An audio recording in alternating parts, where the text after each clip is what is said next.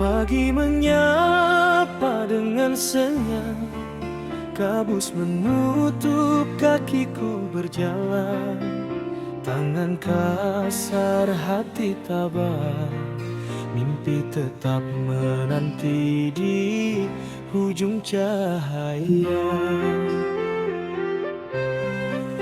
Tiada yang tahu gelora di dadaku, lelah tersembunyi di balik senyum.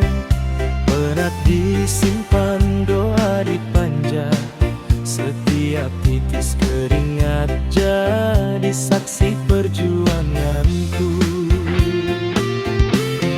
Aku berjalan di lorong usaha, walau dunia kadang membisu.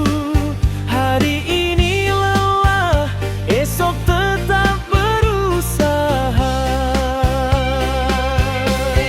Setiap langkahku menyulam harapan, aku bekerja bukan untuk pujian, hanya untuk hidup yang bermakna. Selagi nafas memberi kesempatan, aku terus menapak, teguh dan sabar.